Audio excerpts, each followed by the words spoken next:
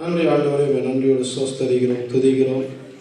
இதோ மரித்தேன், ஆனாலும் சதா காலங்களும் ஜீவிக்கிறேன் என்று சொன்ன கர்த்தர் துறைத்தனங்களையும் அதிகாரங்களையும் வெளியரங்கமான கோலமாக்கி கல்வாரி சிலுவையிலே அவைகளை வெற்றி சிறந்த தேவன் நீர்.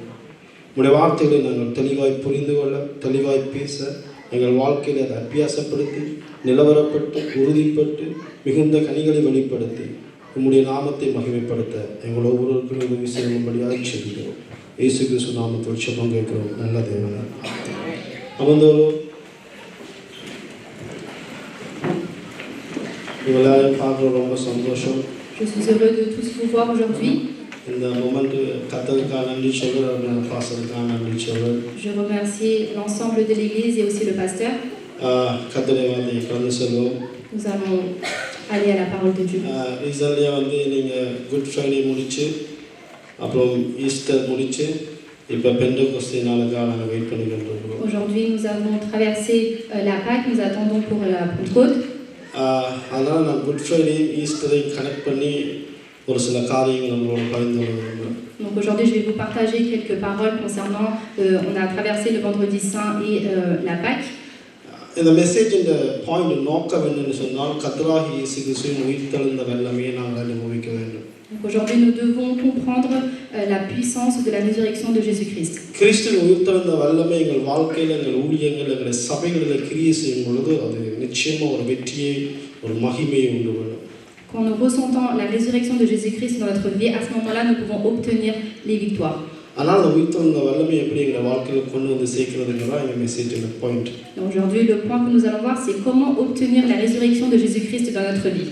பவுல் நல்லா சொல்றார் வந்து, ஆதலால் அவருடைய மரணத்தின் சாயலில் நாம் இணைக்கப்பட்டவர்களானால் அவர் உயிர்த்தெழுதலின் சாயலிலும் இணைக்கப்பட்டிருப்போம். Donc Paul dit un verset, nous avons été ensevelis par lui en sa mort. இன்னைக்கு எல்லாரும் நம்புறாங்க, நாங்கள் எல்லாரும் எழுப்பப்படுவோம் உயிரோடு என்று. Donc nous allons tous être ressuscités un jour.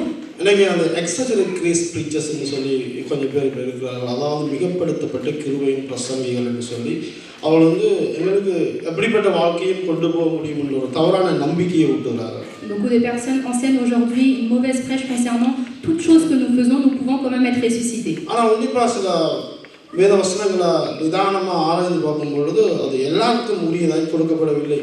Mais si nous analysons correctement les versets, cela n'est pas dit ainsi. இங்கே பவுல் சொல்றார், அவருடைய மரணத்தின் சாயலில் இணைக்கப்பட்டால் அவருடைய உயிர்த்தெழுதலின் சாயலில் இணைக்கப்படுவோம். Et là on peut voir que Paul dit, si nous sommes devenus une même plante avec lui par la conformité à sa mort, nous serons aussi par la conformité à sa résurrection. கர்த்தராகிய இயேசு கிறிஸ்துவின் மரணத்தையும் அவருடைய உயிர்த்தெழுதலையும் குறித்து நாங்கள் சில விஷயங்களை பார்த்த பின்பு அதுக்கப்புறம் உயிர்த்தெழுந்த வல்லமை எப்படி அனுபவிக்க முடியும், அப்படி கொண்டு வந்து சேர்க்க முடியும் என்று பார்ப்போம். Donc nous allons voir quelques sujets concernant la mort et sa résurrection. இது வந்து நார்மல் கோஸ்பல் தான், அதாவது அவர் மரித்தார், உயிரோடு எழும்பினார். Donc on peut voir que Jésus-Christ est mort, il a été ressuscité. உங்க எல்லாருக்கும் நல்லா தெரிஞ்ச ஒரு விஷயம் தான். C'est une chose que tout le monde sait. ஆனால் ஒரு வித்தியாசமான பரிமாணத்தில், ஒரு டிஃப்ரெண்ட் கைண்ட் ஆஃப் பெர்ஸ்பெக்டிவ்ல ஒரு சில விஷயங்களை நாங்கள் புரிஞ்சு கொள்வோம். Mais on peut comprendre d'une manière différente certaines choses. அவருடைய மரணம் எவ்வளவு வேல்யூன்னு எங்களுக்கு தெரியும். On peut voir sa mort.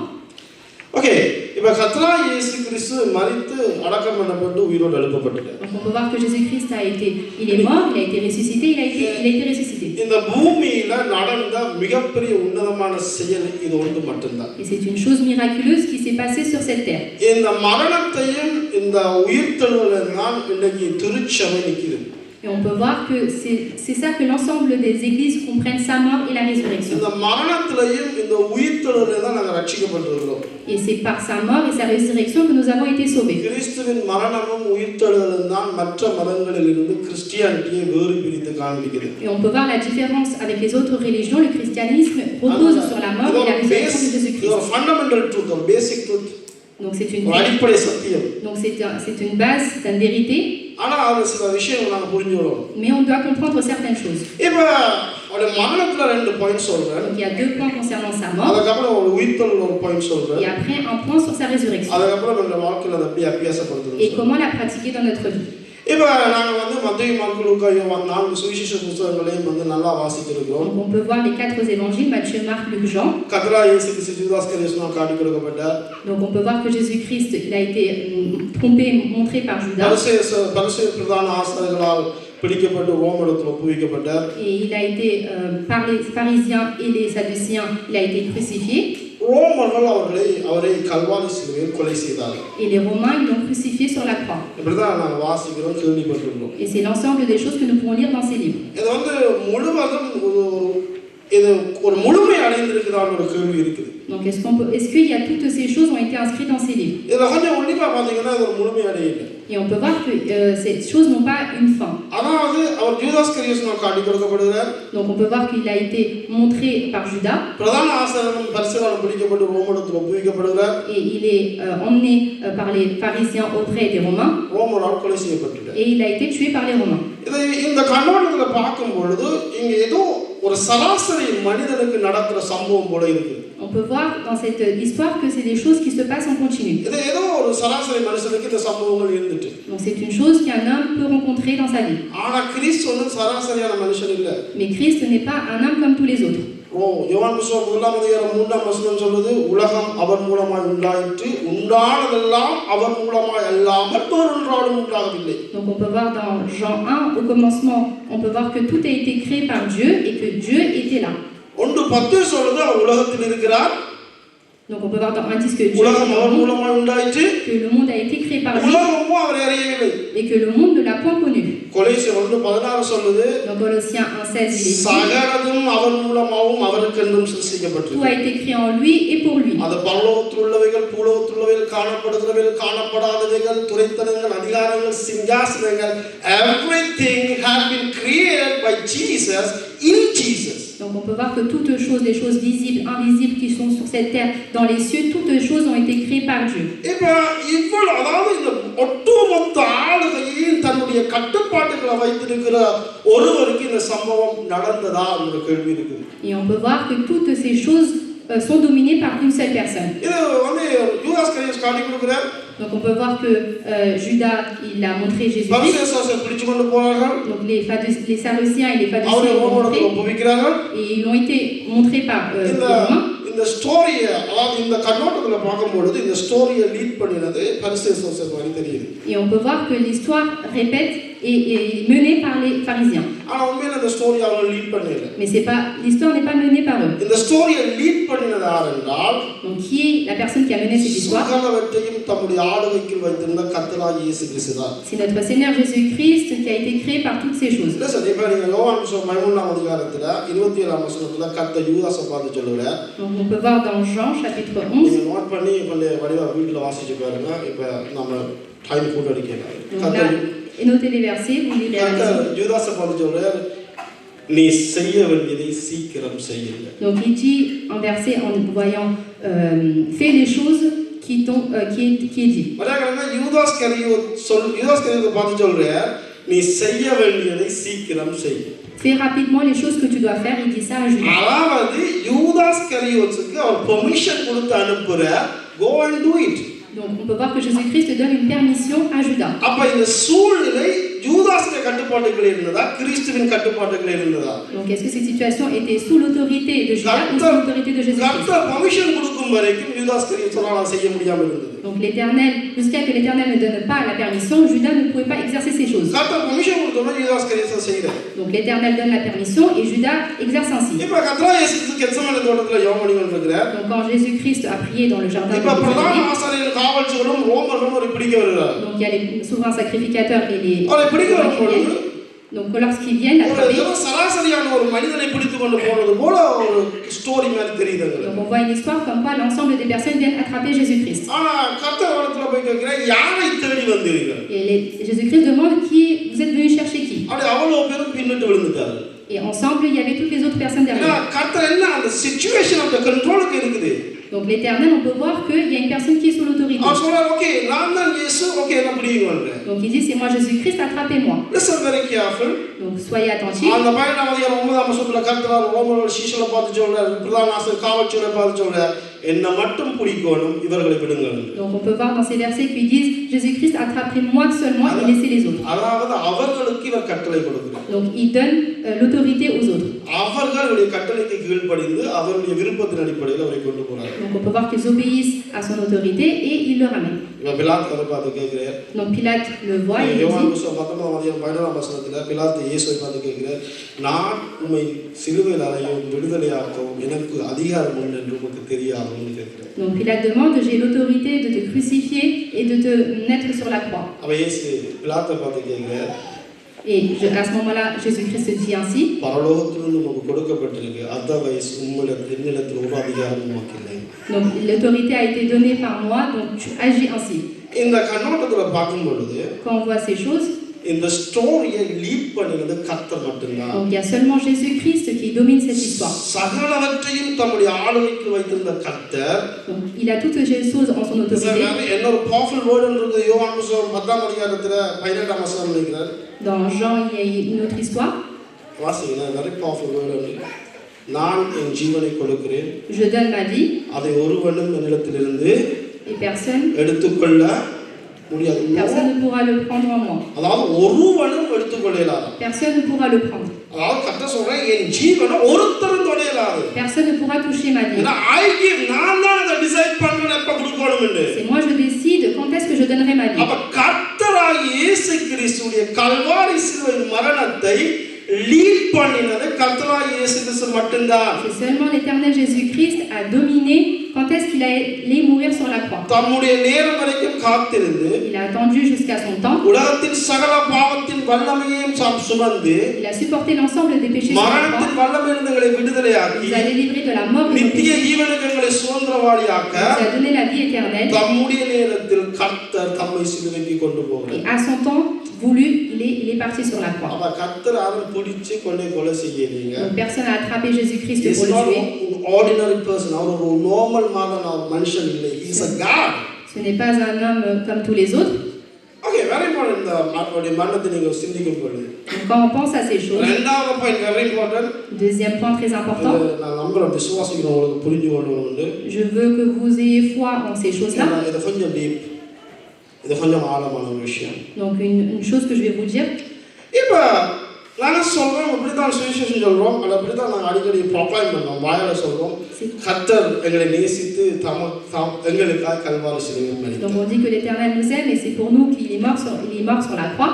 அதாவது கர்த்தர் எங்களை நேசித்து எங்களுக்காக மரித்தார். Donc il nous aime et il est mort pour nous sur la croix. இப்படிதான் நாங்கள் சொல்றோம். C'est comme ça que nous disons. கர்த்தரை ஏற்றுக்கொள்ளாதவர்களும் கர்த்தரை நிராகரிக்கிறவர்களும் இந்த உலகத்தின் ஞானிகளும் தர்க்க சாஸ்திரிகளும் என்னன்னு திருப்பி சொல்லுவார்கள் சொன்னால், donc que répondent les gens qui ne connaissent pas Dieu dans ce monde? இன்னைக்கு உலகத்துல நல்ல மனிதர்கள் இருக்கிறார்கள், நல்ல நோக்கங்களுக்காக மரிக்கிறவர்கள். Donc il y a beaucoup d'hommes qui vivent dans ce monde avec beaucoup d'intentions. ஒரு நாட்டின் விடுதலைக்காக போய் மிலிட்டரியில மரிக்கிறார்கள். Donc beaucoup de gens font la guerre pour avoir la liberté d'un pays. குறிப்பிட்ட இனத்தின் விடுதலைக்காக சில போய் மரிக்கிறார்கள். Beaucoup meurent pour la liberté d'un pays ou d'une famille. அவர்களும் மற்றவர்களுக்காக தான் மரிக்கிறார்கள். Eux aussi ils meurent pour la liberté des autres. அப்ப இந்த கிறிஸ்துவின் மரணத்தை அவர்கள் இந்த மாதிரி நல்ல நோக்கங்களுக்காக மரிக்கிறவர்களோட ஒப்பிட்டு பேச பழக்கப்பட்டார்கள். Donc beaucoup de gens comparent la mort de Jésus-Christ avec la mort de ces personnes-là. Listen, கர்த்தர் எவ்வகையான ஒரு மரணத்தை எங்களுக்காய் சுமந்தார் என்பது உங்களுக்கு புரியும். Donc vous devez comprendre que Jésus-Christ est mort pour nous sur la croix. இயேசுவை குறித்து ஒரு தெளிவும் ஒரு புரிதலும் ஒரு ஆழமான பார்வையும் ஒரு மனிதனுக்கு உண்டாகும் பொழுது கர்த்தர் மேல் அன்பு தானாகவே பெருகும். Donc on comprend réellement les choses au profond de nous, nous comprendrons l'amour que Dieu a pour nous. இன்னைக்கு இந்த உலகத்துல நல்ல நோக்கங்களுக்காக மனுஷரை நாங்கள் வந்து ரெஸ்பெக்ட் பண்றோம். ஓகே குட், அவங்க மிலிட்டரியில போய் ஏதோ தங்களுடைய உயிரை தேசங்களுக்காய் மக்களுக்காய் கொடுக்குறாங்க. Donc on peut voir que beaucoup de militaires meurent pour faire la guerre ou ainsi.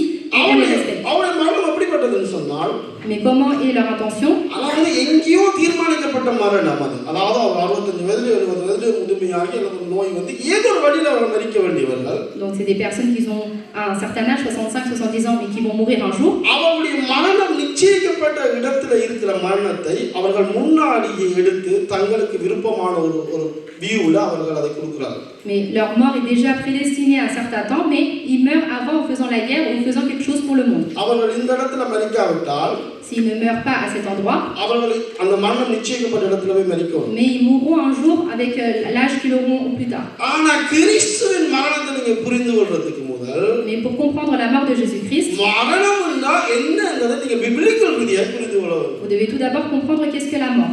ஏன்னா கிறிஸ்துவின் மரணம் இவங்களோட ஒப்பிடவே முடியாது. Parce qu'on peut pas comparer la mort de Jésus-Christ avec la mort de ces personnes. இப்போ மரணத்தை குறித்து உங்களுக்கு ஒரு தெளிவான புரிதல் பிப்லிக்கல் ரீதியா உண்டாக வேண்டும். Donc on veut voir à travers la Bible qu'est-ce que la mort. ரோமர் 5:12 எப்படி சொல்றார் Pavul? Dans Romains 5 il est dit, ஒரே மனிதனால் பாவமும் par un seul homme le péché, பாவத்தினால் மரணமும் உலகத்தில் பிரவேசித்தது. et le péché est rentré dans ce monde par un seul homme. Pavul எப்படி சொல்றார்? ஒரே மனிதனால் பாவமும் Par un seul homme le péché, பாவத்தினால் மரணமும் உலகத்தில் பிரவேசித்தது. et le péché est venu dans le monde à travers la mort. இப்ப பவுல் எப்படி மரணம் உள்ளுக்கு வந்ததுன்னு சொல்றார். Donc il nous dit comment la mort est rentrée dans ce monde. Pavul எதை மென்ஷன் பண்றாருன்னு சொன்னா ஆதியாகமம் சொல்றேன்னா அதிகாரம் 17 வசனத்துல தேவன் ஆதாமை பார்த்து சொன்னதை தான் இங்க மென்ஷன் பண்றாரு. Donc on peut voir ce que dit Dieu à Abraham dans Genèse. ஆதியாகமம் சொல்றேன்னா அதிகாரம் 17 வசனத்துல கர்த்தர் ஆதாமை பார்த்து சொல்றார், இந்த மரத்தின் கனியை புசிக்கும் நாளில் நீ சாகவே சாக. Il dit dans chapitre 2 verset 11 de Genèse, le jour où tu mangeras le fruit tu mourras. இது கொஞ்சம் டீப்பா உங்களுக்கு புரியும் நம்புறேன். Donc je vais vous expliquer. ஏன்னா உங்களுக்கு நல்லா பார்த்து தெரிஞ்ச ஜனம், அதனால வந்து உங்களோட எவ்வளவு தெளிவா பேசுறேன். Parce que vous connaissez très clairement la parole, donc je vous parle ouvertement. Listen, இப்ப கர்த்தர் சொல்றார் ஆதாமை பார்த்து, இந்த மரத்தின் கனியை புசிக்கும் நாளில் நீ சாகவே சாக. Donc l'Éternel dit, le jour où tu mangeras le fruit tu mourras. அப்ப மரணத்தை ஆதாம் தீர்மானிக்கிறான் through the disobedience, அதாவது கீழ்ப்படியாமையின் மூலமாய் அந்த நாள் மரணம் எப்ப உள்ள வருதுங்கிற நாளை தீர்மானித்தது ஆதாம். Donc on peut voir qu'à travers la désobéissance, Adam fait rentrer la mort dans le monde. ஆதாம் மரத்தின் கனியை சாப்பிடாம இருந்தால் மரணமும் உள்ள வந்திருக்காது. S'il n'avait pas mangé le fruit, alors la mort ne serait pas rentrée dans le monde. ஆதாம் மரத்தின் கனியை சாப்பிட்ட நாளில் பாவம் வந்தது. Donc, comme il a mangé le fruit, le péché est rentré dans le monde. இதைத்தான் பவுல் சொல்றார், பாவம் வந்த உடனே மரணம் பாவம் மரணத்தை உள்ள கொண்டு வந்துட்டு. Donc on peut voir que le péché a fait rentrer la mort dans le monde. ஒரே மனிதனால் பாவம் வந்தது. Le même homme est rentré le péché. பாவத்தினால் மரணம் வந்தது. Et par le péché, la mort est venue dans ce monde. என்ன point என்னன்னு சொன்னால், ஆதாம் அந்த மரத்தை சாப்பிடாமல் விட்டிருந்தால் மரித்திருக்கவே முடியாது. Donc on peut voir que si l'homme n'a pas mangé le fruit, alors la mort ne serait pas rentrée dans le monde. அப்ப ஆதாமின் மரணத்தை தீர்மானித்தது ஆதாமின் பாவம். Donc quand Adam a fait rentrer le péché, il a fait rentrer la mort dans le monde. Okay. இப்ப பவுல் சொல்றார் வந்து 1 கொரிந்தியர் புத்தகம் 15:55 வசனத்துல, மரணமே உன் கூரங்கே, பாதாளமே உன் ஜெயமெங்கே, மரணத்தின் கூர் பாவம் அப்படின்றார். Donc on peut voir dans 1 verset 54, மரணமே உன் கூரங்கே, பாதாளமே உன் ஜெயமெங்கே, மரணத்தின் கூர் பாவம். Donc on peut voir, ô mort, où est ta victoire? Ô mort, où est ton aiguillon? La mort, l'aiguillon de la mort, c'est le péché. இது தமிழ்ல வந்து வரையல மரணத்தின் கூர் பாவம். Donc on peut voir que l'aiguillon de la mort, c'est le péché. English என்ன சொல்லுதுன்னா, மரணத்துக்கு பவரை கொடுக்கிறது பாவம் மட்டும்தான். Donc la mort donne le pouvoir pour le péché. ரோமர் 6:21 சொல்லுது, பாவம் செய்த ஆத்துமா சாகும், பாவத்தின் சம்பளம் மரணம். Donc Romains 6:23 il est dit, le salaire du péché c'est la mort. அப்ப வடிவாக்குங்க, ஆதாம் செய்த பாவம் மரணத்தை கொண்டு வந்தது. Donc le péché qu'a fait Adam a porté la mort dans le monde. ஆதாம் பாவம் செய்தபடியினால் ஆதாமின் சரீரத்தில் மரணம் அதிகாரத்தை எடுக்குது. Donc on peut voir que comme il a péché, on peut voir que Adam est soumis à la mort. இதைத்தான் பவுல் அப்படியே explain பண்ணி கொண்டு வர, பூமிக்குள்ள எப்படி மரணம் வந்தது. Et c'est comme ça que Paul explique comment la mort est rentrée dans le monde. இப்போ 1 கொரிந்தியர் புத்தகம் 15:22 வசனத்துல பவுல் என்ன சொல்றாருன்னா, ஆதாமுக்குள் எல்லோரும் மரிக்கிறோம். Et on peut voir dans 1 Corinthiens 15, il dit que tout le monde est mort en Adam. ஏன்னா எல்லாரும் நாங்க ஆதாம் வழியால வந்துட்டோம். Parce que nous sommes tous venus dans Adam. அப்ப இப்ப வழியாக்குங்க. Donc écoutez bien. இப்ப கர்த்தர் சொல்றார், L'Éternel dit, ஆதாமின் வழியாய் கர்த்தர் வரவில்லை.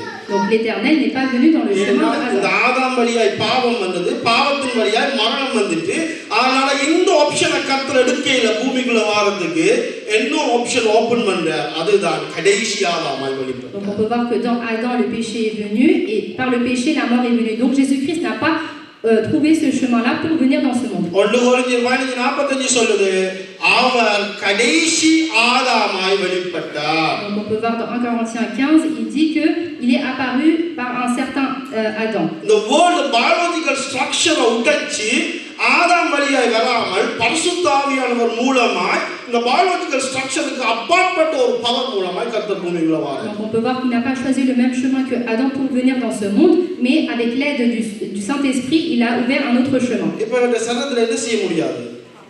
பாவம் work பண்ண சான்ஸ் இல்ல. Donc à travers son corps, il ne peut pas pécher. ஆதாம் வழியாய் வரவில்லை. Il n'est pas venu He is a holy one. மகா பரிசுத்த தேவன் இவர். Donc c'est un Dieu tout-puissant, un Dieu saint. பழுதற்றவர். Il est sans souillure. பூரணர். Il est pur. குறைவில்லாதவர். Il est sans défaut. இவருடைய சரீரத்துல பாவம் இல்லை. Et il n'y a pas de péché dans son corps. அப்படினா என்ன meaning? Et qu'est-ce que cela veut dire? மரணம் இல்லாதவர். Donc il est sans mort. இவரிடத்துல மரணம் என்ன செய்ய முடியாது? அவருடைய சரீரத்தில் வந்து சேர முடியாது. La mort ne peut pas atteindre Jésus-Christ. ஆனா கர்த்தர் சொன்னார், nobody can touch my life. ஒருவரும் என் ஜீவனை என்னிடத்தில் எடுக்க முடியாது. I give my life. Donc c'est pourquoi il dit personne ne peut toucher ma vie. C'est moi qui donne ma vie. Hallelujah. இப்போ அவர் மரிக்கணும். Donc il doit mourir. இவர் மரிக்கணும் என்றா இவர் சரீரத்தில் என்ன வரணும்? பாவம் வர வேண்டும். Donc là il doit mourir. Donc pour mourir, le péché doit rentrer dans son corps. அடியாங்களே, அதுதான் உலகத்தின் சகல பாவங்களையும் தன் சரீரத்தில் எடுத்து பாவம் அல்லாத அவர் பாவமாக்கப்பட்டு மரணத்துக்குள் போகிறார். Donc il a supporté l'ensemble des péchés sur lui. Lui qui n'était pas pécheur, il a pris l'ensemble des péchés sur lui pour mourir. 2 கொரிந்தியர் புத்தகம் 5ஆம் அதிகாரம் 22ஆம் வசனம் சொல்லுது, அவர் பாவம் இல்லாதிருந்தும் எங்களுக்காய் பாவமானார். Lui qui était sans pécheur, il a pris les péchés sur lui pour pouvoir mourir pour nous sur la croix. அப்ப 33 வயதுல கல்வாரி சிலுவைக்கு போன கர்த்தராகிய இயேசுவின் மரணம் ஒரு இடத்திலும் நிச்சயிக்கப்படவில்லை. Donc il y a aucun endroit où il est écrit que à 33 ans et demi, il est mort pour nous sur la croix. மரணத்தின் ஆளுகைக்கு அப்பாற்பட்டவர், மரணத்தின் வல்லமைக்கு அப்பாற்பட்டவர், ஜீவாதிபதி தன் மரணத்தை தன் எங்களுக்கு கொடுக்கிறாருங்க. Donc on peut voir qu'il a donné sa vie pour nous sur la croix. ஹalleluya. எத்தனை பேருக்கு புரியுது? இவ்வளவு பெரிய ஜீவனுள்ள கர்த்தர் எங்களை நேசித்ததன் மூலமாய் மரணத்தை சுமக்கிறதுக்கு கல்வாரி சிலுவைக்கு போறார். Un Dieu si puissant qui nous a aimés, il a donné sa vie pour nous sur la croix. ஆனா சில பேருக்கு என்ன புரியலைன்னா, இயேசுடைய மரணத்தை கொண்டு போய் ஆதாம் வழியாய் வந்த எல்லாரும் மரிக்க வேண்டிய அந்த டெத் ஸ்ட்ரக்சர்க்குள்ள சிக்கப்பட்ட மனிதர்களை கொண்டு போய் மகா பரிசுத்தருடைய மரணத்தின் கல்வாரி சிலுவையை ஒப்பிட்டு பேசும்பொழுது இன்னும் அவருக்கு புரிதல் உண்டாகவில்லை. Et beaucoup de gens comparent le chemin de Adam, le fait qu'il est mort, qu'il est rempli de péché, avec la mort de Jésus-Christ, qu'il est mort pour nous sur la croix. Okay, இப்போ இயேசு மரிச்சிட்டார். Donc Jésus est mort. இப்போ இயேசு எழுந்துட்டார். Et il a été ressuscité. இப்போ எழுந்த இயேசு, Donc le Jésus-Christ, il a été ressuscité. எழும்பிட்டார். Donc il est levé. அதில் ஒரு சிலர் அந்த உயிர்த்தெழுதலையும் வந்து ஒரு தடவை வந்து என்னோட ஒரு பிரதர் கேள்வி கேட்டார். அது ஊழியம் செய்த brother. Donc un homme de Dieu qui fait le service me pose une question. வெளிப்படுத்தல் புத்தகம் 1:5 சொல்லுது, அவர் உயிரோடு எழுந்தவரின் முதல் போரானவர். Donc on peut voir qu'il a été levé, Jésus-Christ. உயிரோடு எழுந்தவரின் முதல் போரானவர். Donc c'est le premier des morts qui est levé. அவர் கேட்டார், என்னடா கர்த்தருக்கு முன்னு லாசர் உயிரோடு எழும்பினதானே? Non, est-ce que Lazare est levé avant Jésus-Christ? யாவருடைய மகள் உயிரோடு எழும்பினதானே? La fille de Jairus, est-ce qu'elle était ressuscitée avant Jésus-Christ? மகள் உயிரோடு எழும்பினதானே? Est-ce que la femme a été ressuscitée avant? அவ எப்படி சொல்ல முடியும் இவர்தான் முதலில் உயிரோடு எழுந்தவர்? Comment on peut dire que c'est Jésus-Christ qui a été ressuscité le premier? நீங்க ரிசரக்ஷன் அண்டர்ஸ்டாண்ட் பண்ணணும். அதாவது உயிர்த்தெழுதல் அண்டர்ஸ்டாண்ட் பண்ணணும். Vous devez comprendre la résurrection. லாசரு மரிச்சு மறுபடியும் he came to life again. அதாவது மறுபடியும் வாழ்க்கைக்கு திரும்பி வரார். On peut voir que Lazare est mort, mais il revient de nouveau à vie. லாசரு மரிச்சு உயிர் 4 நாள் கழிச்சு கர்த்தர் உயிரோடு எழுப்பி கொண்டு வந்து விட்ட உடனே எல்லாருக்கும் தெரியுது லாசரு இவர் லாசரு. Après 4 jours, Lazare il est mort, mais on peut voir que Jésus-Christ l'a ressuscité et tout le monde voit que c'est Lazare. அதுக்கு பிறகும் லாசரு மரிச்சு போறார். Et après ensuite Lazare il est mort. ஆனா கர்த்தர் உயிரோடு எழுந்தவர்களின் முதல் போரானவர். அந்த ரிசரக்ஷன் very kind of வேற ஒரு resurrection. Là on peut voir c'est une autre résurrection de Jésus-Christ qui est le premier-né des morts. எழுப்பினதுக்கு பிறகு மரணமே இல்ல. Donc une fois qu'il a été ressuscité, il மரிக்க வேண்டிய தேவையே இல்ல. n'y avait pas besoin qu'il soit அந்த kind of resurrection வேற. parce que c'est une autre résurrection. உயிரோடு எழுப்பி வந்து நிக்கிறார் இயேசு. Donc là il est ressuscité Jésus-Christ. அம்மா ஒரு ஷீஷோட வந்து 8 மைல் தூரம் நடக்கிறார். Il marche avec les disciples. அவர்களுக்கு இவர் இயேசுன்னு தெரியவில்லை. Et eux ils savent pas que c'est Jésus-Christ. அங்க கல்லறைக்கு போன மரியாளுக்கு இவர் இயேசுன்னு தெரியவில்லை. Et où il y avait Marie dans le tombeau, ils savent pas que c'est Jésus-Christ. அந்த resurrected body. Donc ils voient le corps. அததான் பவுல் சொல்றார், அது விண்ணாண்டவருடைய சாயல். Donc on peut voir que Paul dit c'est le corps de Jésus-Christ. Okay, இதுக்கு தான் நாங்க wait பண்றோம். Et c'est pour cela que nous avons இந்த வாழ்க்கைக்கு இப்ப தேவை. Et c'est ce que nous avons besoin dans notre இத vie. நோக்கி தான் இந்த பூமிக்குரிய வாழ்வு போகுது. Et c'est notre vie que nous dirigeons. ஆனா எல்லாரும் பங்கடைய போறதும் இல்ல. Mais nous n'avons pas besoin de... listen, இப்ப கர்த்தர் உயிரோடு எழுப்பிட்டார். Donc l'éternel Jésus-Christ est இந்த ressuscité. resurrection power எப்படி வர்க் பண்ணிலாம போனது. Donc on peut voir le pouvoir qui a été donné. இப்ப அப்போஸ்தலர் புத்தகம் 13ஆம் அதிகாரத்துல 27ஆம் வசனத்துல பவுல் பிரசங்கம் பண்ணும்போது சொல்லுவார் எருசலேமின் குடிகளும் அந்த ஜனங்களின் அதிகாரிகளும் கர்த்தராகிய இயேசு கிறிஸ்துவை அறியாமலும் ஓய்வு நாள்தோறும் தேவாலயங்களில் வாசிக்கப்படுகிற விசுவாச தீர்க்கதரிசன ஆகமங்களையும் அறியாமலும் அவரை மரணத்துக்குள்ளாக ஆக்கினைக்குள்ளாக தீர்த்தார். On peut voir dans Acte 13 verset 27 car les habitants de Jérusalem et leurs chefs ont connu Jésus et en le condamnant ils ont accompli les paroles des prophètes qui se lisent comme sabbat. அதாவது கர்த்தர் பவுல் என்ன சொல்றாருன்னா இந்த பரிசேயர் சதுசேயர் கர்த்தராகிய இயேசு கிறிஸ்துவை கல்வாரி சிலுவைக்கு நிராகரிச்சு அந்த கல்வாரி சிலுவைக்கு கர்த்தரை போனதுக்கு காரணம் இவர்கள் அவரை அறியவில்லை. Donc les pharisiens, les sadduciens ont ramené Jésus-Christ sur la croix car ils ne connaissaient pas Jésus-Christ. பரிசேயர் சதுசேயர் இயேசு கிறிஸ்துவை நிராகரிக்கிறார்கள். Donc ils négligent, les pharisiens, sadduciens négligent Jésus-Christ. ஏன்னா அவர்கள் நிராகரிச்சதுக்கு ஒரே காரணம் என்னவென்றால் La raison pour laquelle ils négligent Jésus-Christ, இயேசு கிறிஸ்துவுடைய உபதேசம் இயேசு கிறிஸ்துவுடைய ஊழிய முறை மோசேயின் ஆகமங்களோடு ஒத்துவரவில்லை. Parce que c'était contre la loi de Moïse, les services que faisait Jésus-Christ. அவருடைய பாரம்பரியங்களோடு ஒத்துவரவில்லை. C'était pas la culture que faisait Moïse. அதனால அவர்கள் மோசேயின் ஆகமங்களுக்கும் தேவனுக்கும் பாரம்பரியத்துக்கும் உண்மையா இருக்கணும் அடிப்படையில் கிறிஸ்துவை அவர்கள் நிராகரித்தார்கள். Donc c'est pourquoi ils ont négligé Jésus-Christ car ça là la culture ne correspondait pas à celle de Moïse. இப்ப அவர்கள் தேவனுடைய ஜனம் இஸ்ரவேலர் கர்த்தருடையவர்கள் கர்த்தர் அவர்கள் மேல் தொடர்ந்து ஒரு கிருபை பாராட்டுகிறார். Donc on peut voir que les habitants de Jérusalem c'était les enfants de Dieu, donc Jésus-Christ leur fait grâce. கர்த்தர் உயிரோடு எழும்பின உடனே une fois que Jésus-Christ est ressuscité, இந்த உயிர்த்தெழுதலின் நற்செய்தி la bonne nouvelle de la résurrection, இந்த பிரதான ஆசாரியர்களுக்கும் இந்த பரிசேயருக்கும் அனுப்பப்படுது. Donc la nouvelle a été annoncée aux pharisiens et les sadduciens. நீங்க வாசிங்க மத்தேயு புத்தகம் 28ஆம் அதிகாரம் 11 இருந்து 15 வரைக்கும் குயிக்கா வாசிங்க. Nous allons prendre Matthieu 28. மத்தேயு 28 Matthieu 28 11 தொடக்கம் 15 வரைக்கும். 11 au verset 16. அவர்கள் இந்த காவல் சேவர்கள் போகையில் காவல் சேவர் சிலர் நகரத்துக்குள்ளே நடந்த யாவற்றையும் பிரதான ஆசாரியருக்கு அறிவித்தார்கள். என்ன அறிவிக்கிறார்கள்? நாங்கள் காவல் காக்கும் பொழுது ஒரு சூப்பர் நேச்சுரல் பவர், இயற்கைக்கு அப்பாற்பட்ட வல்லமை அந்த இடத்தை தன்னுடைய கண்ட்ரோலுக்கு எடுக்குது. பூமி அதிலிருந்து கல்லறை துறக்குது. மரித்தவர் உயிரோடு எழும்பி வந்துட்டார். இந்த செய்தியை இவர்கள் காவல் காத்தவர்கள் போய் பிரதான ஆசாரியருக்கும் பரிசேயருக்கும் அறிவிக்கிறார்கள். அப்ப இவர்கள் மூப்பரோடு கூடி பிரதான ஆசாரியர்கள் மூப்பரோடு கூடி ஆலோசனை பண்ணி சேவகருக்கு வேண்டிய பணத்தை கொடுத்து நாங்கள் நித்திர பண்ணுகையில் அவனுடைய சீஷர்கள் ராத்திரியில் அவனை களவாய் கொண்டு போய் விட்டார் என்று சொல்லுங்கள். இது தேசாதிபதிக்கு கேள்வியானால் நாங்கள் அவரை சம்மதப்படுத்தி உங்களை தப்புவிப்போம் என்றார்கள். அவர்கள் பணத்தை வாங்கி கொண்டு தங்களுக்கு போதிக்கப்பட்டபடியே செய்தார்கள். இந்த பேச்சு யூதருக்குள் இந்நாள் வரைக்கும் பிரசித்தமாக இருக்கிறது. Verset 11 au verset 15. Pendant qu'elles étaient en chemin, quelques hommes de la garde entrèrent dans la ville et annoncèrent aux principaux sacrificateurs tout ce qui était arrivé. Ceux-ci, après s'être assemblés avec les anciens et avoir tendu conseil, donnèrent aux soldats une forte somme d'argent en disant « Dites, ces disciples sont venus de nuit le dérober pendant que nous dormions. Et si le gouverneur l'apprend, nous l'apaiserons et nous vous tirerons de peine. » Les soldats prirent l'argent et suivirent les instructions qui leur furent données. Et ce bruit s'est répandu parmi les Juifs jusqu'à ce jour. Okay, இப்போ பிரதான ஆசாரியர்கள் பரிசேயர் இதுவரைக்கும் செஞ்சது தப்பு இல்லை. Donc ceux qui ont fait les principaux sacrificateurs et les sadduciens n'ont pas une erreur. ஏன்னா இதுதான் பவுல் சொல்றார், அவர்கள் அறியாது செஞ்சார்கள். அந்த வசனம் வாசிங்க, அப்போஸ்தலர் 11 குயிக்கா வாசிங்க. Donc on va prendre le livre de Actes chapitre 11. அப்போஸ்தலர் 11 குயிக்கா வாசிங்க.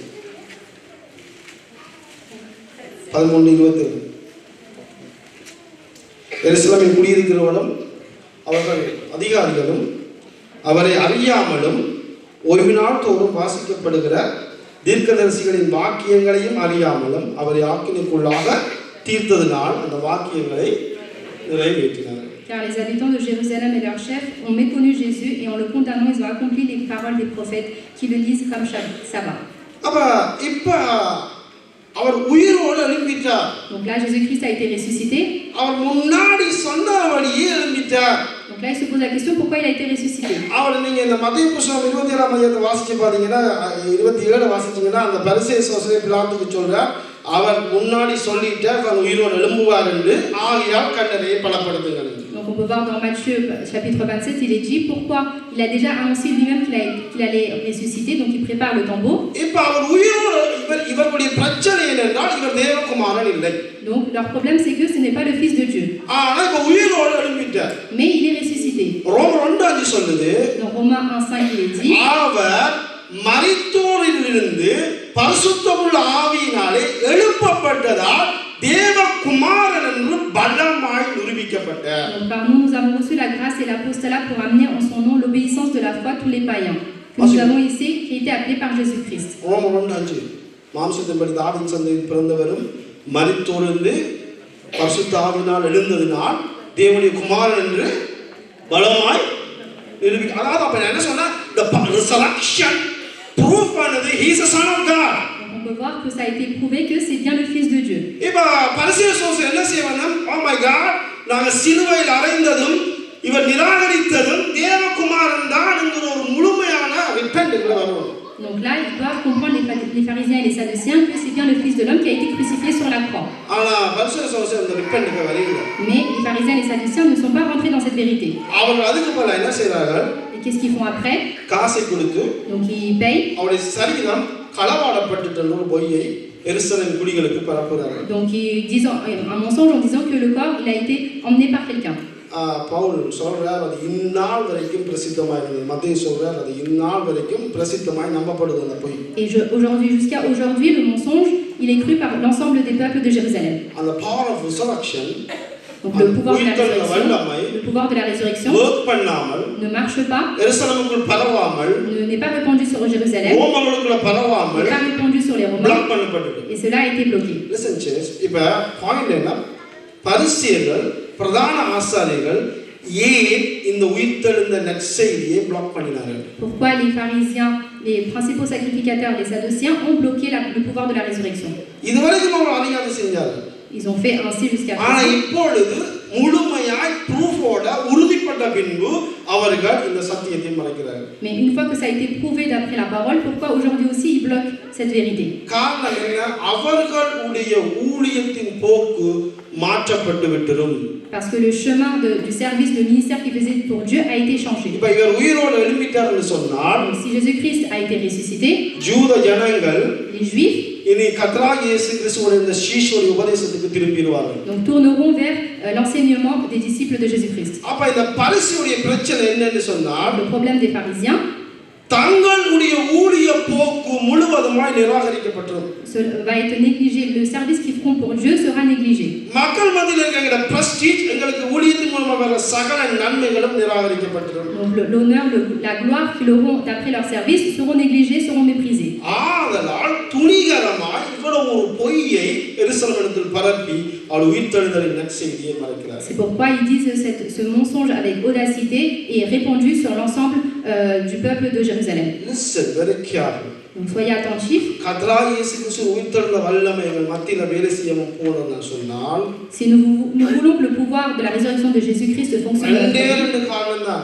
il faut faire deux choses. ரோமர்கள் பணத்தை வாங்கி கொண்டு போய் சொல்லிவிட்டார்கள். Donc les Romains ont pris l'argent, ont menti. பரிசேயர் கணம் தங்களுடைய பிரஸ்டீஜ் தங்களுடைய கணத்துக்காக இந்த உண்மையை வெளியில கொண்டு போவாங்க. Et les pharisiens ont démenti à cause de leur honneur et le pouvoir qu'ils avaient. எந்த மனுஷனுடைய ஆவிக்குரிய வாழ்க்கையில Donc quel que soit l'homme spirituel, எந்த சபையில donc quelle que soit l'église, கிறிஸ்து சபைக்கு தலையாய் மகிமையாய் எழுந்தருளுகிறாரோ l'Éternel est la tête de chaque église. அந்த இடத்துல தான் கர்த்தருடைய உயிர்த்தெழுந்த வல்லமை ஒர்க் பண்ணும். Et dans chaque église où l'Éternel est la tête de chaque église, l'Éternel aura le pouvoir de la résurrection. வாழ்க்கையோட ஊழிய வாழ்க்கையோட சுயத்துக்கு முக்கியத்துவம் கொடுத்து எங்களுடைய கனத்துக்கு முக்கியத்துவம் கொடுத்து கொண்டு போகும் பொழுது Quand nous donnons l'importance à notre propres actions, à nos propres efforts, உயிர்த்தெழுந்த வல்லமை ஒர்க் பண்ணாது.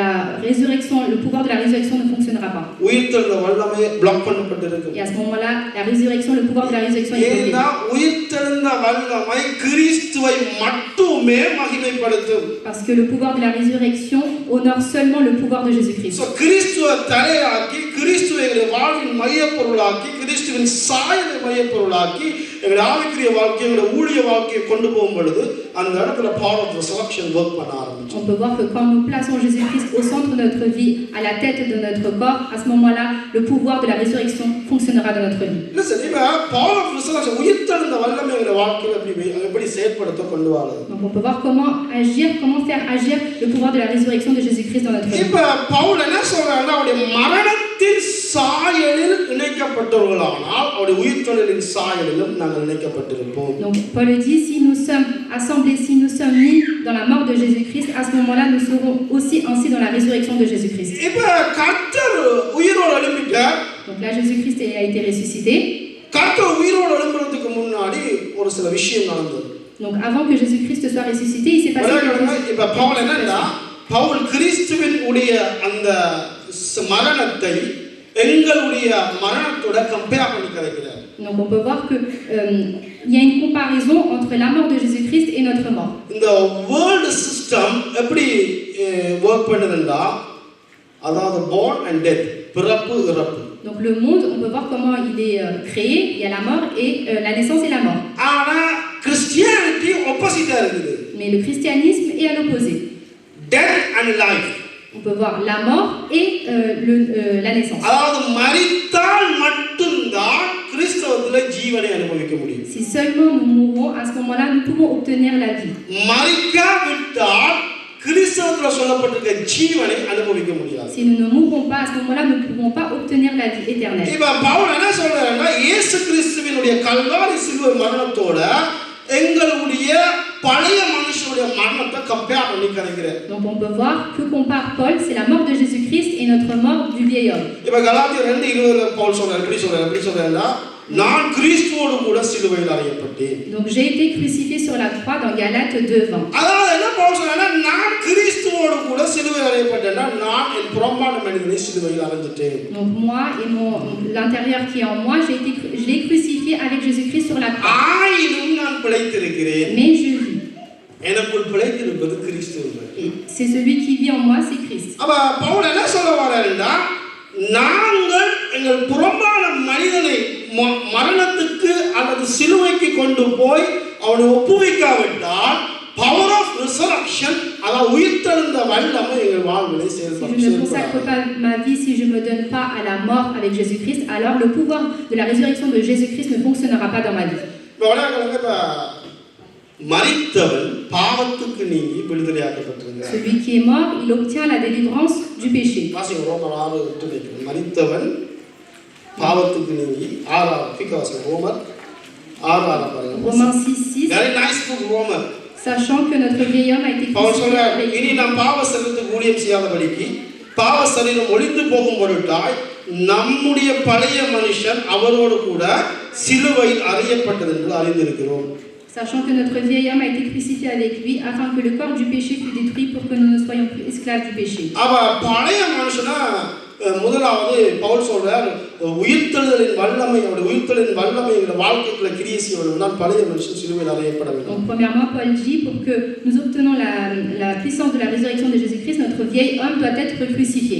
7 வசனம் வரை முதல் மரித்தவன் பாவத்துக்கு நீங்கி விடுதலையாக்கப்பட்டிருக்கிறார். Et le verset 7, car celui qui est mort est libre du péché. நான் வந்து கிட்டத்தட்ட 20 இயர்ஸ்க்கு முன்னாடி ஒரு funeral serviceல இருக்கிறேன். Donc j'ai fait un service d'enterrement il y a 10 ans. அந்த ஹஸ்பண்ட் மரிச்சிட்டே நான் அந்த வீட்டுக்கு போறேன். Donc il y a un mari qui est mort, donc je vais dans cette maison. அந்த அதே நிறைய ஒரு ரிலேட்டிவ் அந்த வீட்ல இருக்காங்க. Donc il y a plein de choses qui se passent. அது young ஒரு lady. Donc il y a une jeune femme. 2 பிள்ளைகள். Elle a 2 enfants. அந்த லேடி தன்னுடைய எல்லா உணர்வுகளையும் வெளிப்படுத்தி ஒரு எல்லாருடைய கண்களும் கலங்கத்தக்கதாய் தன் கணவனுக்கு வந்து சில காரியத்தை சொல்லிட்டு இருக்கிறார். Donc elle dit plein de choses et toutes les personnes qui étaient là ils furent attristées par les paroles qu'elle prononce. எனக்கு வந்து யார் எனக்கு உதவி செய்ய முடியும்? Donc qui peut m'aider? எப்படி நான் வாழுவேன்? Comment je vais vivre? புள்ளைகளை எப்படி வளர்ப்பேன்? Comment je vais faire grandir les enfants? அந்த தன்னுடைய தலையை போட்டு அடிச்சு அந்த ஹஸ்பண்டுக்கு ஒரு இன்ஃபர்மேஷன் தன்னுடைய எல்லா உணர்வுகளையும் வெளிப்படுத்துறார். Donc elle frappe sa tête et elle fait répandre toutes ses émotions et les sentiments. அதை சுற்றி எல்லாருக்கும் கண் கலங்கிட்டு. Et toutes les personnes qui étaient autour, ils furent des larmes avec des larmes. சிந்தை எங்க இருக்குதுன்னா Et notre pensée où est-elle? she is speaking. அதாவது அவர் தன்னுடைய கணவனோடு அந்த சகோதரி பேசிட்டு இருக்கிறார். Donc la femme parle avec son mari qui est décédé. ஆனா அவர் எந்த ரியாக்ஷனும் காட்டல. Mais le mari ne donne aucune réaction. Because he was dead. Parce qu'il est décédé. Our மரிச்சிருக்கிறார். Parce qu'il est mort. மரித்தவனுக்கு எந்த உணர்வும் புரிந்து கொள்ளக்கூடிய தன்மை இல்லை. Une personne décédée n'aura aucune émotion, aucun sentiment. நாங்க பழைய மனுஷனை சாகடிச்சிட்டோம்னா, donc si on fait mourir l'ancien homme, இந்த மாம்ச பிரகாரமான வாழ்வு முறை, donc la vie spirituelle que nous mènerons, இந்த உலக பிரகாரமான வாழ்வு முறை, la vie dans ce monde, எங்களை தட்டி எழுப்பும் பொழுது, quand il nous frappera pour nous réveiller, நாங்க உண்மையா மரிச்சிருந்தால், si je suis réellement mort, எங்களுக்கு அது புரியாது. on ne comprendra pas. Hallelujah. வளையாடுங்க. Donc écoutez bien. கர்த்தர் இயேசு கிறிஸ்து கல்வாரி சிலுவையில் இருக்கிறார். நான் முடிக்க போறேன். On va voir que Jésus-Christ est sur la croix. very important. கர்த்தர் அப்படியே அடிக்கப்பட்டு பிற்கப்பட்டு தொங்குறார். Donc il a été frappé, crucifié et il est sur la croix maintenant. இப்போ நீங்க எல்லாரும் குட் ஃப்ரைடேல தியானிச்சிருப்பீங்க. கர்த்தர் அந்த சிலுவையில் பேசின முதலாவது வார்த்தை என்ன? Donc on peut voir la première parole qui a été prononcée par Jésus-Christ sur la croix. என்ன சொன்னார்? Qu'est-ce qu'il a dit? முதலாவது என்ன சொன்னார்? பிதாவே இவர்களை மன்னியும். Père, pardonne-leur. இப்போ கர்த்தர் வளையக்கிறது இப்போ அதாவது கர்த்தர் அதாவது இந்த பவுலுடைய ரெவலேஷனை கர்த்தர் உங்களுக்கு புரிய வைக்கிறார். Donc c'est à travers Paul que nous comprenons la relation. கர்த்தருடைய மாம்சம் அடிக்கப்பட்டு தொங்கும் பொழுது, quand la chair de Jésus-Christ est frappée, மாம்சம் மரிச்சு கொண்டிருந்திருக்குது. donc la chair de Jésus-Christ est en train de mourir. கர்த்தர் பேசின முதலாவது வார்த்தை பிதாவே இவர்களை மன்னியும். Et la première parole qui a été prononcée par Jésus-Christ c'est pardonne-les. கர்த்தர் எனக்கு என்ன இன்ஃபர்மேஷன் தராரு? Et quelle information donne Jésus-Christ? தன் மாமிசத்தை சிலுவையில் அடித்தவர்கள், les personnes qui ont crucifié sa chair, அல்லது மாமிசத்தை சிலுவையில் அடிக்க ஒப்பு கொடுத்தவர்கள், les personnes qui ont donné son corps pour qu'il soit crucifié, அவர்கள் உண்மையாகவே ஒப்பு கொடுத்திருக்கிறார்கள் என்பதை, et qu'ils ont vraiment donné son corps, அவருடைய மன்னிப்பு உறுதிப்படுத்தும். mais là il prouve qu'il les a pardonnés. நீ வளையக்கிறது இந்த திருச்சபைக்கு என்ன பிரசங்கம் பண்றதுங்கிறது ரொம்ப கன்ஃபியூஸ் ஆயிருக்கு. C'est une confusion de prêcher dans les églises aujourd'hui. early morning கர்த்தர் உறுதிப்படுத்தினார். Donc là on peut voir que Jésus-Christ அதாவது மன்னிப்பு குறித்து பேசுறாரு. parle du pardon. வளையக்கிறது மன்னிப்பு very powerful. Donc soyez attentifs, faites attention. Kalvari சிலுவையில் கர்த்தர் தொங்கும் பொழுது, quand Jésus-Christ est sur la croix, அவருடைய மாம்சம் மரிச்சு கொண்டிருக்குது. son corps est en train de அவருடைய mourir. மாம்சம் சிலுவையில் அடிக்கப்பட்டிருக்குது. son corps est en train de être கர்த்தர் frappé. உறுதிப்படுத்துகிறார் பிதாவே இவர்களை மன்னியும். Et mais l'Éternel dit au Père de les pardonner. எனக்கு இன்னும் சில நேரம் எங்களால மன்னிக்க முடியாம இருக்குதுன்னு சொன்னால், Si dans certaines situations nous n'arrivons pas à pardonner, எங்களுக்கு அது ஒரு உண்மையை புரிய வைக்குது. il y a une vérité que nous devons comprendre au fond de nous. எங்கள் மாமிசம் சிலுவையில் அடிக்கப்படவில்லை. Que notre chair, notre corps n'a pas été encore, n'est pas mort encore sur la croix. இவ கர்த்தர் மன்னிச்சிட்டாருங்க. Donc l'Éternel a What a pardonné. beautiful second verse is so powerful. Donc on peut voir le pouvoir qu'il a été donné. இவன் பக்கத்துல இந்த கல்லை கேட்டா நீர் வரும் பொழுது நினைத்துக் கொள்ள வேண்டும்.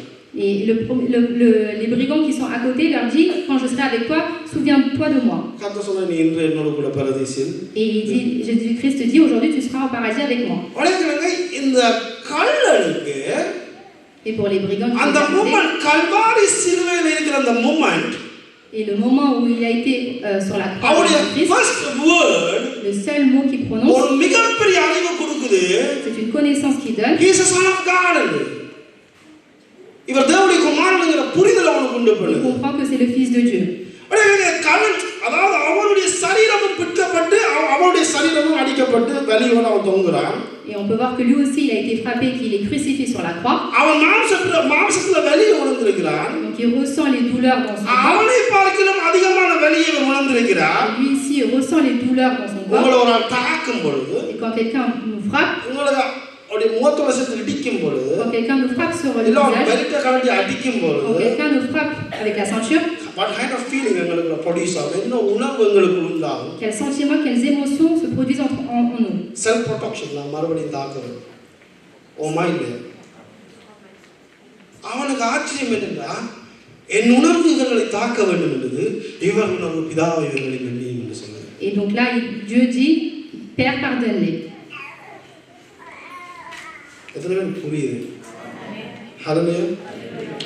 இப்ப கர்த்தர் மன்னிச்ச உடனே Une fois que Dieu pardonne, அந்த power of forgiveness, மன்னிப்பு அந்த கள்ளனுக்கு he is a son of God என்று ப்ரூஃப் பண்ணுது.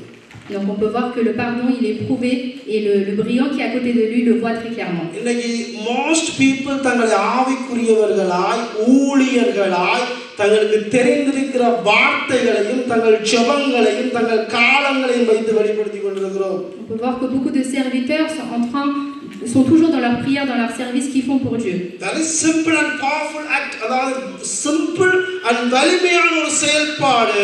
நீங்க மன்னிக்கும் பொழுது உங்களுக்குள் இருக்கிற கிறிஸ்துவை அவர்கள் காண முடியும். Et une fois que vous pardonnez aux autres, à ce moment-là, le Christ qui est en vous se révélera à travers votre vie. பக்கத்துல இருக்கிறவர உங்களை சுற்றி சேர்ச்சிக்கு எத்தனை பேர்கள் உங்களுக்குள்ள முகமிட்டு பேச முடியாமல் கட்டி அணைக்க முடியாமல் ஒன்று சேர முடியாமல் உறவாட முடியாமல் ஒன்றித்து சில விஷயங்களை பேச முடியாமல் இருக்கிறீங்களா? Beaucoup d'entre vous, peut-être que vous avez des divisions, des séparations entre les personnes qui sont dans cette église ou dans votre famille. ரொம்ப நல்லவனா இருக்கிறான், என்னத்தை செஞ்சாலும் மன்னிக்கிறான், சிரிக்கிறான், கதைக்கிறான், திருப்பி தாக்குறான் இல்லையா?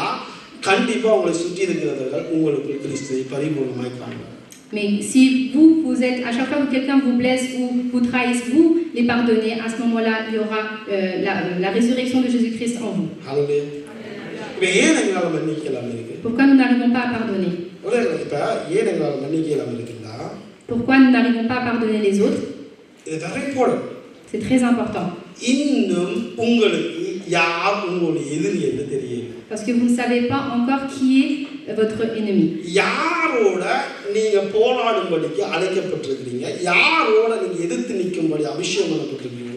Parce que vous ne savez pas encore la personne que vous devez combattre.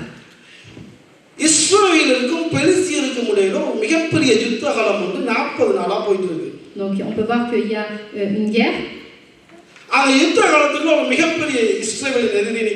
Donc il y a un ennemi pour les Israélites.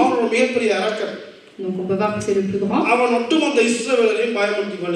Donc il est en train de faire peur pour l'ensemble du pays d'Israël. Et dans cette guerre,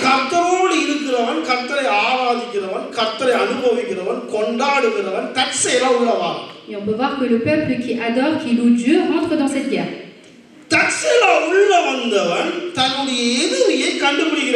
Et donc ce peuple qui loue l'Éternel le connaît. Donc soyez attentifs. Donc il connaît très clairement son ennemi. Donc il méprise ce peuple. Il méprise mon Dieu. Donc c'est ce qu'il dit. Donc il n'y a pas de guerre. Donc la seule chose qu'il avait, c'est la relation qu'il avait avec Dieu. Donc il était avec Dieu.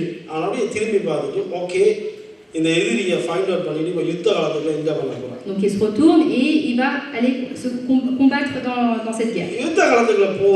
Donc une fois qu'il rentre dans la guerre, donc que connaît le diable? Donc il connaît c'est la bonne personne. Il a été appelé. Il a obtenu l'onction. Donc le Satan sait très clairement qui me connaît. Et le Satan connaît une autre chose. Si cette personne rentre dans cette guerre, et donc il va perdre. Le problème du diable,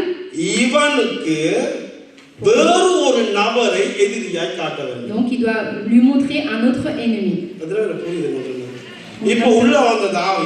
Donc David rentre dans la guerre. Donc il demande aux personnes qui l'entourent.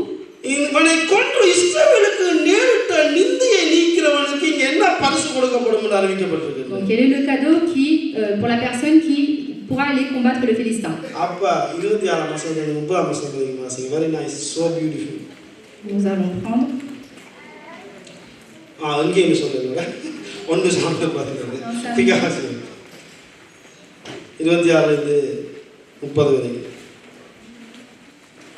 அப்பொழுது தாவீது 26 Samuel 16:26 அப்பொழுது தாவீது தன் அண்டை நிற்கிறவரை பார்த்து இந்த பெலிஸ்தரை கொண்டு இஸ்ரவேலுக்கு நேரிட்ட நிந்தையை நிற்கிறவனுக்கு என்ன செய்யப்படும்?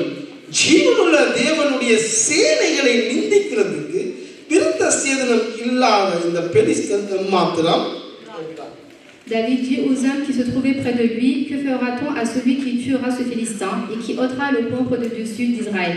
Qui est donc ce Philistin, cet incirconcis, pour insulter l'armée de Dieu vivant? அதுக்கு ஜனங்கள் அவனை கொல்லுகிறவனுக்கு சவுல் அறிவித்த மானியத்தை அறிவிக்கிறார். இன்னென்னபடி செய்யப்படும் என்று முன் சொன்ன வார்த்தைகளையும் அவனுக்கு சொன்னார். அந்த மனுஷனோட கரீப்போட நிபந்தனை பிசாசின பிரச்சனை இருந்தா இவன் யுத்த காலத்துக்கு வரக்கூடாது, இவன் மைண்டை கன்வெர்ட் பண்ணணும், இவனுடைய எனிமியை ரீப்ளேஸ் பண்ணணும். அதாவது ஒரு போலி ஆன ஒரு எதிரியை இவனுடைய மனநிலைக்குள் திணிக்க வேண்டும். இவன் உண்மையான எதிரியை கண்டுட்டா யுத்த காலத்துக்கு வருவான், தான் தோற்கடிக்கப்படுவான். 24 வசனம் வரைப்போடன் அவனது மனசோடு பேசிக் கொண்டிருக்கிறான். மூத்த சகோதரன் எலியா கேட்ட பொழுது ஹீஸ் அ வெரி இம்பார்ட்டன்ட் காய். எலியா வெரி இம்பார்ட்டன்ட், மூத்த சகோதரன். இவன் சொல்றதைத்தான் தகப்பனுக்கு சொல்லணும். இவனை விசாரிக்க சுக செய்தி கேட்கத்தான் வந்தவன். அதனால பிசாசு ரைட் பர்சனை யூஸ் பண்ணி அந்த மைண்டை கன்வெர்ட் பண்ணுது. Donc on peut voir que l'intention du diable c'était de faire écarter David et de trouver un autre ennemi pour pouvoir le combattre. அவன் தாவீதின் மேல் கோபம் கொண்டு வலைக்கலங்க சரியான அக்ரெசிவா நிற்கிறான். மூத்த சகோதரன் அக்ரெசிவா இருக்கிறான். வந்து நீ ஒரு உன்னுடைய பிசினஸ்ல உனக்கு ஒத்து வராத ஒரு வேலையில இன்டர்வியூ பண்ணியிருக்கிறாய், உனக்கு இப்ப என்ன பிரச்சனைங்கிறதுல ரொம்ப கோபமா ஒரு எவ்வளவு தூரத்துக்கு ஹர்ட் பண்ண முடியுமோ அவ்வளவு தூரத்துக்கு ஒரு கடினமான வார்த்தைகளை யூஸ் பண்ணான். பாருங்க, அவன் தாவீது மேல் கோபம் கொண்டு நீ இங்க வந்தது என்ன? வனாந்திரத்தில் அந்த கொஞ்சம் ஆடுகளை யார் வசத்தில் விட்டாய்?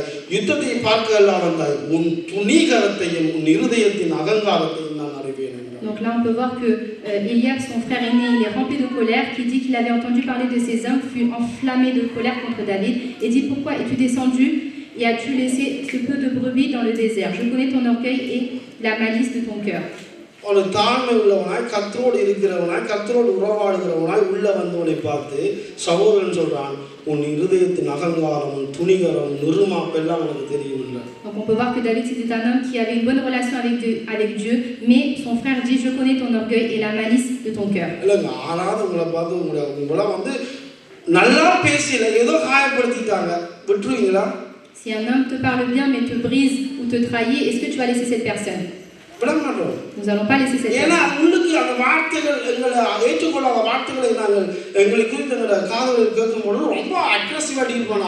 Parce que nous devenons agressifs lorsque nous entendons les mots qu'il a prononcés contre nous.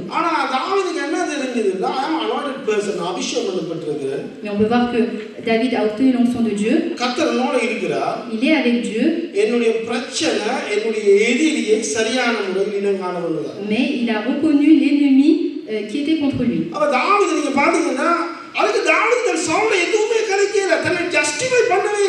Donc on peut voir que David n'a aucune réaction, il ne répond rien à son frère.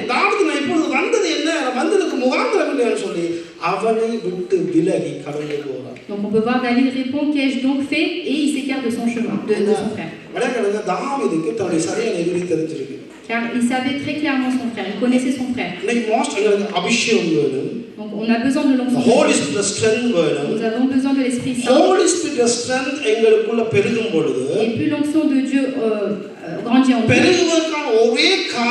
la seule raison to deal with our enemy, அதாவது எங்கள் எதிரியை, எங்கள் சத்துருவை சந்திக்கிறதுக்கும் அவனோட யுத்தம் செய்வதற்கும் தான் தேவன் எங்களுக்குள்ள இருக்கிறார். Et on peut voir que Dieu est avec nous pour pouvoir combattre notre ennemi. உங்களுக்கு சாவதுக்கு என்ன? You are my brother. Et donc David sait très clairement que c'est son frère. My elder brother. Et il peut voir que c'est son grand frère. நீ கனத்துக்குரியவன்.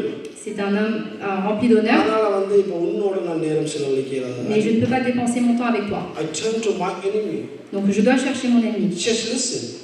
இன்னைக்கு உங்களோட கணவன், உங்களுடைய சகோதரர்கள், உங்களுடைய உறவுகள், உங்களுக்கு தெரிஞ்சவர்கள், உங்கள் ஊழியர்கள், உங்களுக்கு புத்தி சொன்னவர்கள், உங்களை எதிர்த்தவர்கள் யாருமே உங்கள் எதிரி இல்லை.